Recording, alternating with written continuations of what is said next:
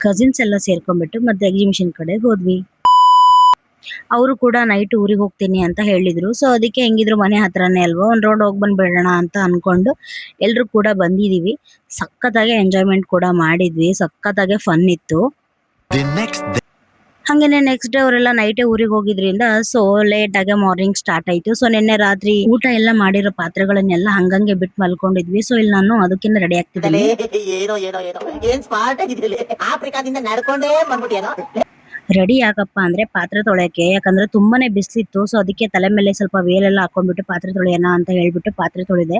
ಅಷ್ಟರಲ್ಲಿ ದೊಡ್ಡಮ್ಮ ಬಂದು ಹೆಲ್ಪ್ ಮಾಡಿದ್ರು. ಹಂಗೆ ನಾನು ಕೂಡ ಸ್ವಲ್ಪ ಬೇಗನೆ ಕಸ ಉಟ್ಕೊಂಡೆ. ಹಂಗೇನೆ ಕೆಳಗಡೆ ನಮ್ಮಮ್ಮ ಮತ್ತೆ ನಮ್ಮ ಅಕ್ಕ ಕೂಡ ಅಲ್ಲಿ ಕೆಲಸ ಮಾಡ್ತಿದ್ರು. ಯಾಕಂದ್ರೆ ನಾನು ಏನಾದ್ರೂ ಈ ವಿಷಯ ಹೇಳಿಲ್ಲ ಅಂತ ಅಂದ್ರೆ, ಓಹೋ ನೀನ್ ಅಷ್ಟೇ ಕೆಲಸ ಮಾಡೋದನ್ನ ವಿಡಿಯೋ ಒಳಗಡೆ ಹಾಕ್ತೀಯಾ ಅಂತ ನನಗೆ ಪಕ್ಕ ಬೈತಾರೆ. ಅದಕ್ಕೆ ಇದನ್ನ ಹೇಳ್ತಿದೀನಿ. ಹಂಗೆ ಕೆಳಗಡೆ ಬರೋ ಅಷ್ಟರಲ್ಲಿ ಈ ನನ್ ಬಂಗಾರಿ ನಂಗೋಸ್ಕರ ಅಳ್ತಾ ಇದ್ಲು. ಸೊ ಅವಳಿಗೆ ಬಂದ ತಕ್ಷಣ ಎತ್ಕೊಂಡು ಸಮಾಧಾನ ಮಾಡಿ ಮುದ್ ಮಾಡ್ಕೊಂಡು ಹಂಗೆ ಟೈಮ್ ಪಾಸ್ ಮಾಡಿದೆ. ಅಷ್ಟರಲ್ಲಿ ಸಂಜೆ ಆಯ್ತು ಅಂತ ಹೇಳಿ ನನ್ ಮಗಳಿಗೋಸ್ಕರ ತೊಟ್ಲನ್ನ ತಗೊಂಡ್ ಬಂದಿದ್ವಿ. ಸೊ ಹೆಂಗಿದ್ರು ಎಲ್ರು ಊರಿಗೆ ಹೋದ್ರಲ್ವಾ, ಮನೇನು ಖಾಲಿ ಇದೆ, ಜೋಡ್ಸಿಟ್ಬಿಡೋಣ ಅಂತ ಹೇಳ್ಬಿಟ್ಟು ಇಲ್ಲಿ ನಮ್ಮಣ್ಣ ಅನ್ಬಾಕ್ಸಿಂಗ್ ಮಾಡ್ತಾ ಇದ್ದಾನೆ. ಅದನ್ನೆಲ್ಲ ಅನ್ಬಾಕ್ಸಿಂಗ್ ಮಾಡಿ ಹಂಗೆ ಅದನ್ನೆಲ್ಲ ಫಿಟ್ ಮಾಡಿ ನೋಡಿದ್ವಿ. ಪ್ರಾಡಕ್ಟ್ ಮಾತ್ರ ತುಂಬಾನೇ ಚೆನ್ನಾಗಿದೆ. ಇದು ಆಫ್ಲೈನ್ ಅಲ್ಲಿ ತರಿಸಿರೋದು, ಆನ್ಲೈನ್ ಅಲ್ಲ, ಇಲ್ಲಿ ಲೋಕಲ್ ಶಾಪ್ ಅಲ್ಲಿ ತಂದಿರೋದು. ತುಂಬಾನೇ ಚೆನ್ನಾಗಿದೆ ತೊಟ್ಲು ಕೂಡ. ಸೊ ಹಂಗೆ ಅಲ್ಲಿ ನಮ್ಮ ದೊಡ್ಡಮ್ಮ ನನ್ನ ಮಗಳಿಗೆ ಮಲಗಿಸ್ತಿದ್ದಾರೆ.